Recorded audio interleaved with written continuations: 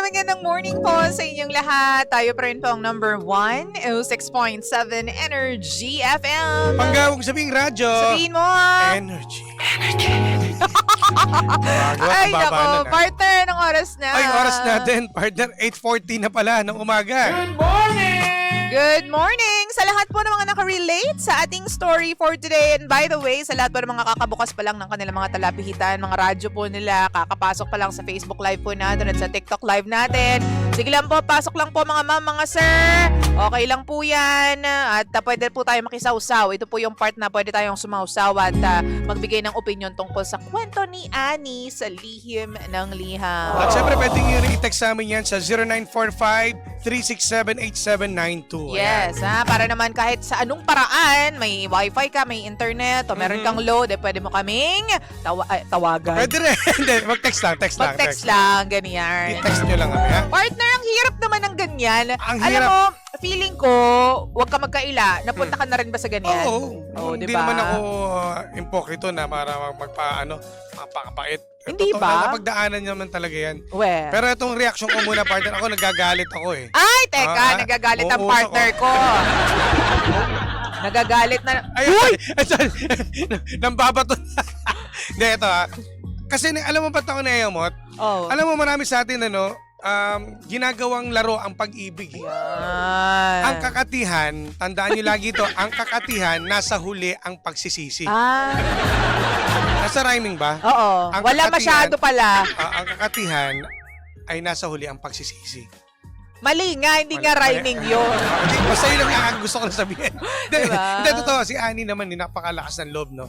Tsaka, para gawin niya yung ganyan. Alam mo, partner, naniniwala ako na kapag pumasok ka sa ganyang sitwasyon, dapat matibay yung dibdib mo. Oo, matibay, expert ka. Oo.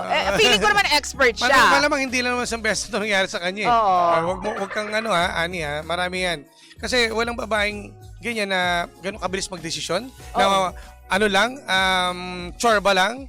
Walang Okay feelings. na. Oo. Ako naniniwala ako mga babae, meron na nakausap kasing babae na Oo. kapag daw may something nangyari sa kanila, na-attach na agad sila eh. Totoo yan. Di ba totoo eh? Pero ang galing naman niya, paano niya nagawa yun na without feelings? Ganun lang? Siguro Simple yun. talagang pinipilit niya yung sarili niya na wag ma-in love.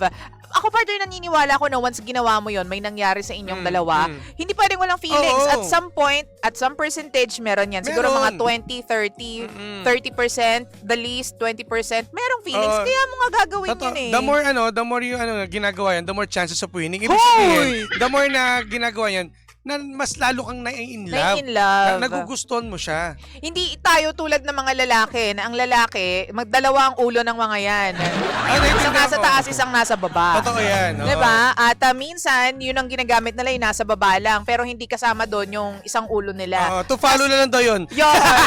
Follow. As in, totally wala. Wala. Walang kinalaman yung taas na ulo nila. Yung nasa baba lang yun. Pero tayo mga babae kasi, lagi nating laging to follow yung feelings agad-agad. Totoo yan. Diba?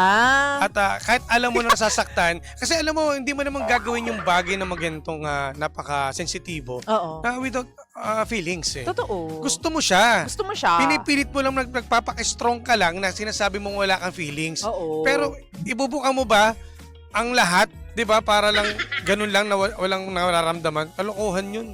Tigilan niyo Grabe ka ako. naman. Grabe ka naman Kasi magalit. 'di ba araw-araw sila tapos sinasagot niya pa. Oo. Pero mamasang. Ay, huy!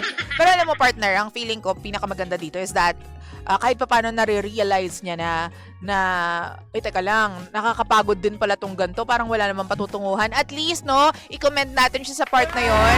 Natatauhan na ang beshi natin. Yan ang hirap. Kung kailang natatauhan ka na, nasasaktan ka pa, doble.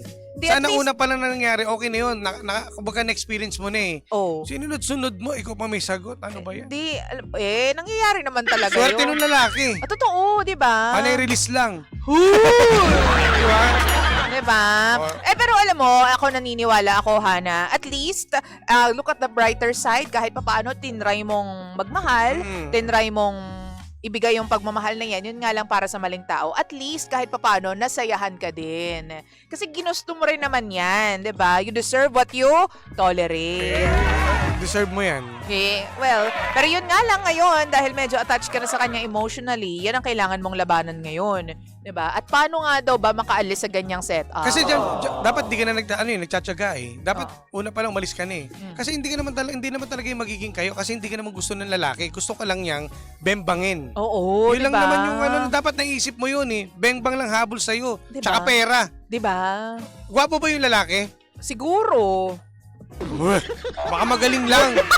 Gusto mo yung reaction ni Jim? O, Baka diba? magaling lang. O, eto, Alam mo, basahin natin. at saka partner, sorry na ha, bago tayo magbasa ng comments, naniniwala ako na kapag ang lalaki nagsabi na ayaw ko ng relasyon o hindi ako prepared for a relationship, maniwala ka.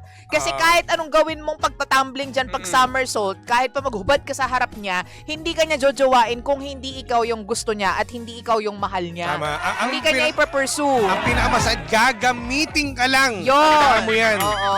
Gagawin ka niyang laruan. Yun. Paikot-ikutin ka, tapos hagis ka, tapos sasaluhin ka. Ay, oo. Nakakaloka.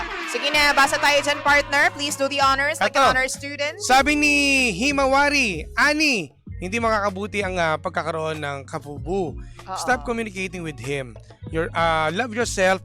Focus ka muna sa sarili mo, Ani. Hanap ka ng ibang pagkakabalahan ng new hobby. True. Diba? Naniniwala ko na kaya mong umalis sa sitwasyon mo ngayong ngayong basta Ngayon. willing ka. Oh, diba? Ngayon basta willing ka. Totoo naman. Basta, kasi, alam mo partner, mas madaling umalis sa sitwasyon kasi yung lalaki hindi naman attached sa kanya eh. Oo nga, Hindi naman ayun siya nga. hinahabol eh. Siya lang talaga yung tipong kailangan humiwalay. Baka hindi siya makiwalay. May iba pa bang nangyari? Total di ba siya gumagastos? Oo. Nangutang ba yung lalaki? Hindi Binabayaran niya ba? Wala namang sinabi. eto. Salamat sa oras. Ganun, walang ganun. Wala namang ganun. Sige. Diba? Talagang siya lang talaga yung hirap na detach doon sa lalaki. Ang sabi pa dito, basa tayo, sabi ni Choyams, ate, ito gawin mo, bumili ka ng brush, tapos kamutin mo, diba?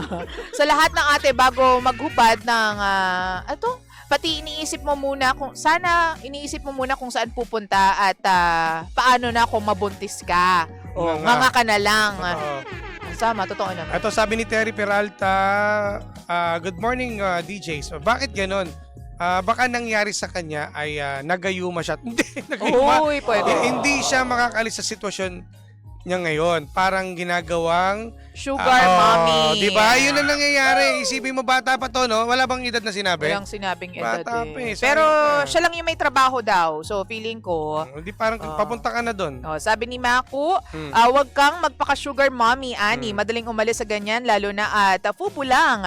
Maraming iba dyan na pwedeng maging... Uy! Okay nga, Talaga maging, nag-suggest ka pa talaga dyan, ha? Oo. Tapos, hati tayo sa bayan. Pwede naman, Share din. Hindi pa pwedeng ikaw lang yung lamang. Nakakaloka. Baka partner, no? Napakahaba naman yan. Mag-hello na lang tayo kay Luwilin. Luwili na. Pasensya na OT. Ito partner, si Sabi ni Manuelito Salud, wag kang magfubo kung babae ka. Madaming mawawala sa'yo, lalo na pag nagmahal. Yung pagmamahal sa sarili. Maghanap ka na lang ng... Ano ba yan? Puro kalokohan kayo eh. But anyways, partner, anong last na natin dito? Umalis ka na. Yun lang naman yun eh. Huwag ka nang magpakamartir dyan. Umalis ka na. Siyempre, isipin mo na lang yung mga bagay na nawala sa'yo, no? Most especially pera, number one. Pera. Oras. Tapos dignidad. Ay, oo. Ang dami yan. Dignidad. Bilang isang babae, dapat ikaw ay nire-respeto, minamahal. True. Hindi yung pinaglalaruan lang. Hindi yung pinagsasawsawan suka. Hindi ka consolation prize lamang. Ganun. Dapat ikaw yung grand prize palagi. Yes. Tsaka marami pa dyan na mali mo, siya naman yung gumastos. Dapat, alam mo, dapat talaga deserve natin na magastusan tayo. Babae kayo ng eh. ibang tao. I mean, tayo yung pagkakagastusan. Oo. Hindi tayo yung gagastos. Lalo na kung ikaw yung babae. Well, there's nothing wrong naman kung gumastos tayo. Pero, 'di ba, yung premium mo bilang babae dapat iangat mo ng Nawawala konti. na kasi yung tradisyon ngayon. Nawawala ang tradisyon ngayon. Yung parang, di ba, ang lalaki, madalas talagang gumagastos. Oo. Sa lahat ng bagay, no? Mapa-date, True. anong bagay man yan. Tapos, ngayon, babae na eh. Strong independent woman daw kasi. Hindi siya strong eh. Malandi siya. Hindi Uy! strong. Kalmahan mo lang, Sorry. partner. Kalmahan mo lang. Totoo kasi, kati. Kung ako sa kanya, Na in love lang nahabol eh. ako, partner. Na in Total, love lang uso eh. naman yung Shopee, yung mga, Oo. yung mga online na, no? Bumili ka na lang. At least nakatipid ka, isang bilihan na lang yun. Kung talagang hinahanap ka ng, di ba? ng kakatihan mo. Pwede yun. Bahala ka sa buhay mo. Ang dami kong kilalang ganyan. Alam, Maayos na buhay nila ngayon. Kasi meron silang nabili. Yun na lang yun. At least hindi nakakahiya, di ba? Nakaka-proud pa nga siya, sabi niya. alam mo, ito partner pala ha, on a more serious level, wag mong hintayin na magkasakit ka. Ayun, oo, Kasi tama. hindi mo alam kung ikaw lang ba, baka naman mamaya meron pang iba. Oo. Diba? Nakakatakot. Bumili ka na lang. Yun na nga lang masasuggest ko sa'yo. Bumili ka na You lang. deserve somebody who's gonna treat you well. Who's gonna treat you better. Tama. Okay. At You should go away. And come on another day. Nakainom mo ulan? kay Jim? Ay, hindi ako nakainom. Ay nako, Pangga, maraming salamat sa pagtutok at pagkatawi sa amin ni Jimbo kanina pang alas 4 ng umaga. Maraming salamat mga panggat. Bukas panibagong storya ang ating magpag-uusapan. Mayayamat ba tayo? Sana naman please, no? Yung sakto lang para hindi kami nayayamat ng weekend. Diba? Dala-dala namin nagpauwi. Oo. At syempre naman, thank you so much. Again, nakakasama niyo po nag-isang girlfriend mo sa radio. My name is Lindsay. At ang inyong Jimbo Labog na Jimbo Lises DJ. My name is Jimbo. Susunod na po ang Baklita! Baklita! Dito pa rin yan sa number 106.7 Energy FM. Panggabong sabing radyo. Sabihin mo. Energy! DJ Lindsay at DJ Jimbo. Energy sa umaga.